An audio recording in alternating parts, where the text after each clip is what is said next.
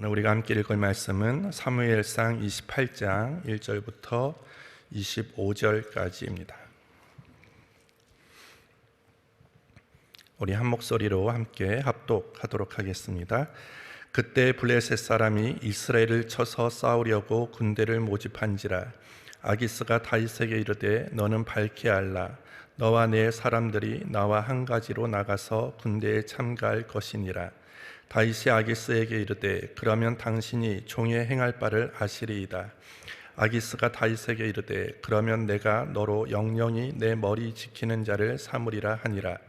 사무엘이 죽었으므로 온 이스라엘이 그를 애곡하며 그의 본성 라마에 장사하였고 사울은 신접한 자와 박수를 그 땅에서 쫓아내었었더라. 블레셋 사람이 모여 수넴에 이르러 진침해 사울이 온 이스라엘을 모아 길보아에 진쳤더니 사울이 블레셋 사람의 군대를 보고 두려워서 그 마음이 크게 떨린지라. 사울이 여호와께 묻자오되 여호와께서 꿈으로도 우림으로도 선지자로도 그에게 대답지 아니하시므로 사울이 그 신하들에게 이르되 나를 위하여 신접한 여인을 찾으라. 내가 그리로 가서 그에게 물으리라. 그 신하들이 그에게 이르되 보소서 엔돌에 신접한 여인이 있나이다.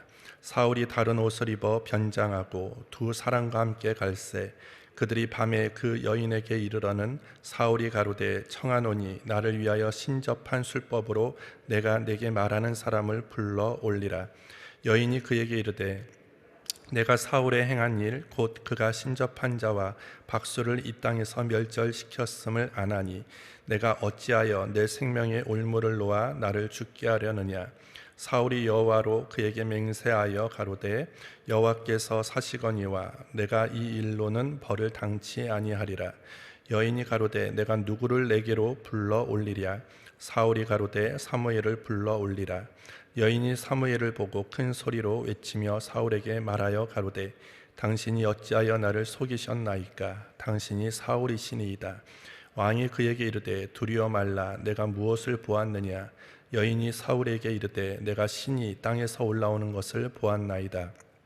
사울이 그에게 이르되 그 모양이 어떠하냐. 그가 가로되 한 노인이 올라오는데 그가 겉옷을 입었나이다. 사울이 그가 사무엘인 줄 알고 그 얼굴을 땅에 대하고 절하니라. 사무엘이 사울에게 이르되 내가 어찌하여 나를 불러 올려서 나로 분욕케 하느냐. 사울이 대답하되 나는 심히 궁급하니이다. 블레셋 사람은 나를 향하여 군대를 일으켰고 하나님은 나를 떠나서 다시는 선지자로도 꿈으로도 내게 대답지 아니하시기로 나의 행할 일을 배우려고 당신을 불러 올렸나이다. 사무엘이 가로되 여호와께서 너를 떠나 내 대적이 되셨거늘 내가 어찌하여 내게 묻느냐. 여호와께서 나로 말씀하신 대로 내게 행하사 나라를 내 손에서 떼어 내 이웃 다윗에게 주셨느니라. 내가 여호와의 목소리를 순종치 아니하고 그의 진노를 아말렉에게 쏟지 아니하였으므로 여호와께서 오늘날 이 일을 내게 행하셨고 여호와께서 이스라엘을 너와 함께 블레셋 사람의 손에 붙이시리니 내일 너와 내 아들들이 나와 함께 있으리라. 여호와께서 또 이스라엘 군대를 블레셋 사람의 손에 붙이시리라. 사울이 갑자기 땅에 온전히 엎드려지니 이는 사무엘의 말을 인하여 심히 두려워함이요 또 그 기력이 지나였으니 이는 그가 종일 종야의 식물을 먹지 못하였음이라.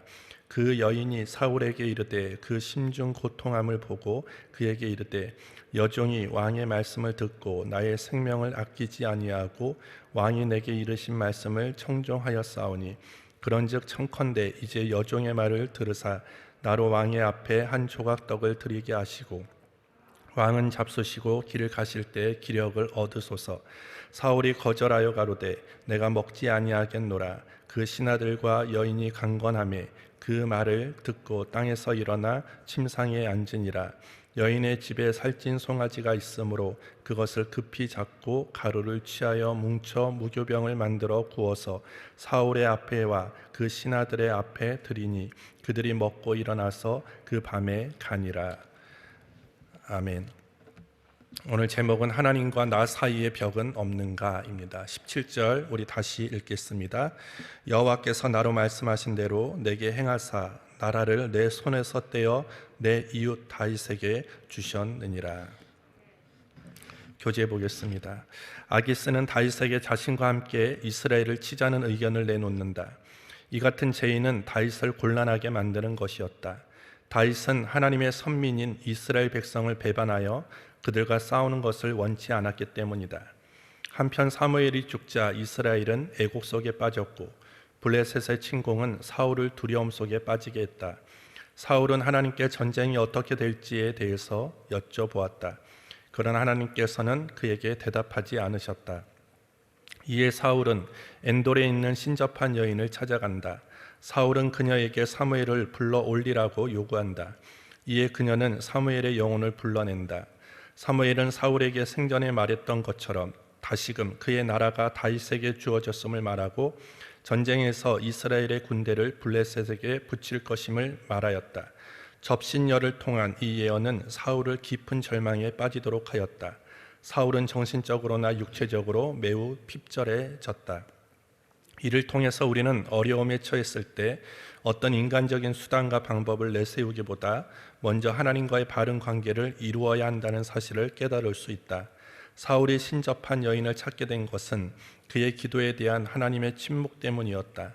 그러나 이것은 엄밀히 말하자면 하나님께서 사울에게 침묵하신 것이 아니라 하나님과 사울 사이에는 벽이 있었기 때문이다. 그 벽이란 바로 사울의 불순종이었다. 우리가 하나님께 순종치 않고 우리의 마음이 더럽혀져 하나님 목전에서 계속 악을 행한다면 우리가 아무리 많은 기도를 할지라도 하나님께서는 침묵하고 계실 것이다. 오늘 우리가 함께 읽은 사무엘상 28장은 아기스가 다윗에게 이스라엘과의 전쟁에 블레셋 편으로 참가를 요구한 내용과 그리고 사울이 블레셋 군대를 보고 너무 두려워서 신접한 여인을 찾아가는 그런 사건이 기록되어 있습니다. 오늘 본문을 통해서 우리가 알고 또 실천해야 될 것이 무엇인지를 살펴보겠습니다. 첫 번째로 우리는 현실적인 사람이 아니라 신앙의 사람이 되어야 하는 것입니다. 오늘 본문에는 사울과 다윗 이 두 사람 모두에게 매우 난처하고 어려운 상황이 찾아왔음을 우리에게 알려주고 있습니다. 본문 1절을 보시면 그때 블레셋 사람이 이스라엘을 쳐서 싸우려고 군대를 모집한지라 아기스가 다윗에게 이르되 너는 밝히 알라 너와 내 사람들이 나와 한 가지로 나가서 군대에 참가할 것이니라. 어제 우리가 살펴보았듯이 다윗은 사울의 추격을 피하기 위해서 어쩔 수 없는 그런 선택을 합니다. 블레셋 왕 아기스에게 피신을 하죠. 그 살얼음판과 같은 그 위태로운 나날들의 연속이었고요. 오늘 마침내 그와 하나님의 뜻에 부합되지 않는 선택을 했던 다윗에게 오늘 위기가 찾아오게 되어집니다. 그것은 뭐냐면 이 아기스가 이 다윗으로 하여금 이스라엘과 전쟁을 할 터인데 너는 블레셋 편에서 이스라엘을 공격해야 된다라는 것을 요구하게 되어집니다. 다윗은 어떤 사람입니까? 하나님부터 기름 부음을 받은 사람입니다. 기름 부음을 받았다는 것은 왕으로 선택을 받았다는 건데 어느 나라의 왕이 된다는 것입니까? 그 나라는 바로 이스라엘입니다. 자신은 앞으로 이스라엘의 왕이 되어야 될 사람인데 지금 블레셋 왕 아기스는 이 다윗에게 무엇을 요구하냐면 앞으로 왕이 되어야 하는 그 나라와 싸우라고 얘기를 하는 것입니다. 아기스는 그 사실을 모르지만 지금 다윗은 그 사실을 알고 있습니다. 이것은 전쟁을 해도 문제고 전쟁을 안 해도 문제입니다. 자신이 이스라엘과 전쟁을 하러 나갔을 때 그 블레셋의 편에 서서 이스라엘과 전쟁을 했을 때 나중에 자신이 감당해야 될 일들이 만만치 않다라는 것입니다. 너는 지금 블레셋 편에 서서 우리와 싸우지 않았느냐라고 하는 원망을 들을 수도 있었고요. 그리고 나중에 그가 이스라엘 왕으로 올라가야 하는 그 시기에 그것이 여러 가지 어려움으로 다가올 수가 있는 것입니다. 또 반대로 이 블레셋 왕 편에서 지금 이스라엘과 전쟁을 하지 않는다면 지금 아기스는 너는 내 편이 아니었구나 라고 다시 생각을 고쳐먹고 지금 다윗을 다시 자기의 나라로부터 추방을 할 수 있는 그런 상황이었다라는 것이죠. 그러니까 싸울 수도 없고 싸우지도 않을 수 없는 아주 곤란함에 지금 다윗은 지금 처해 있는 것입니다. 사울에게도 위기가 찾아왔습니다. 블레셋의 대대적인 침입으로 인해서 지금 사울의 생명뿐만 아니라 국가적인 어떤 존폐 위기를 지금 맞고 있는 것입니다. 3절부터 5절을 보시면 사무엘이 죽었으므로 온 이스라엘이 그를 애곡하며 그의 본성 라마에 장사하였고 사울은 신접한 자와 박수를 그 땅에서 쫓아내었더라. 블레셋 사람이 모여 수넴에 이르러 진침해 사울이 온 이스라엘을 모아 길보아에 진쳤더니 사울이 블레셋 사람의 군대를 보고 두려워서 그 마음이 크게 떨린지라. 블레셋은 이스라엘과의 전투를 위해서 수넴에 모였습니다. 그리고 이에 맞서 이스라엘 또한 길보아에 지금 진을 치고 있습니다. 그런데 사울의 눈에 블레셋의 군대는 너무나 두려운 존재였습니다. 군사력도 막강했고 그리고 자신들과는 비교할 수 없을 정도로 많은 무기를 가지고 있는 그 현실 속에서 사울의 마음엔 두려움이 들어오게 되었습니다. 문제는 사무엘도 죽었습니다. 이제까지 자기 어떤 여러 가지의 도움을 줄 수 있는 어떤 멘토의 역할을 했던 사무엘도 이제는 세상을 떠나 자기 주변에 없습니다. 그리고 하나님 앞에 뭔가를 요청하고 뭔가의 응답을 듣기 위해서 기도했음에도 불구하고 하나님으로부터 어떠한 반응도 있지 않습니다. 여러 가지 위급한 상황이 닥치게 되자 사울은 하나님 앞에 철저하게 하나님께서 금지했던 신접한 여인을 지금 만나게 되어지죠. 지금 이 두 사람의 처한 위기는 공통점이 있습니다. 모두가 하나님으로부터 떠나 있었기 때문에 하나님을 떠남으로써 자초한 위기였다라는 것입니다. 다윗은 우리가 어저께 27장을 살펴보았듯이 하나님은 너는 유다 땅에 있어야 된다라고 했음에도 불구하고 사울의 어떤 추격 그리고 사울의 어떤 위협으로부터 뭔가 자신을 보호하기 위해서 하나님의 뜻에 부합하지 않는 선택을 한 것입니다. 그리고 사울은 하나님에 대한 불신앙 그리고 교만의 대가로 지금 위기에 처해져 있는 것입니다. 오늘 여러 가지 우리가 사울의 어떤 살아왔던 삶과 그리고 다윗이 지금 이와 같은 상황에 처해서 있었던 여러 가지 상황을 보면 뭐 어쩔 수 없지 않았느냐, 뭐 나라도 그럴 수밖에 없었을 텐데 라고 하는 그런 생각이 들 수도 있지만 오늘 우리가 신앙생활을 하면서 우리가 하나님의 사람으로 하나님의 자녀로 살아가는 데 있어서 우리가 늘 경계해야 될 것은 뭐냐면 타협이다라는 것입니다. 하나님을 섬기는 자로서 절대 우리가 조심해야 될 것이 타협이다라는 것입니다. 뭐 이 정도는 하나님도 이해해 주시겠지, 아니면 이번 한 번만 이렇게 하면 다음에는 절대 나는 이렇게 안 할 거야, 이번 한 번만 어쩔 수 없으니까 잠깐만 하고 이번만 하고, 이런 식으로 뭔가 타협을 하다 보면 결국 그것이 오늘 우리로 하여금 오늘 다윗처럼 사울처럼 여러 가지의 어떤 타협의 대가를 치르게 된다라는 것입니다. 오늘 세상은, 그리고 죄는 우리에게 자꾸 현실적인 사람이 되라고 요구를 합니다. 그것이 세상에서 힘을 얻는 방법이고, 그리고 세상에서 너를 드러낼 수 있는 방법이다라고 세상은 자꾸 그렇게 얘기를 하죠. 요 정도는 타협해도 돼, 요 정도는 뭔가 세상과 뭔가 한 발은 세상에 두고 한 방은 너가 하나님 앞에 그렇게 내딛어도 그렇게 큰 문제가 되지 않아 라고 하면서 타협을 요구하지요. 하지만 오늘 하나님은 절대 우리에게 타협하라고 말씀하지 않습니다. 호세아 선지자는 오늘 한 발은 하나님께 두고 한 발은 세상에 두는 그 사람들을 향해서 무엇으로 비유하냐면 뒤집지 않는 전병이라고 비유하고 있습니다. 뒤집지 않는 전병은 아무런 쓸모가 없습니다.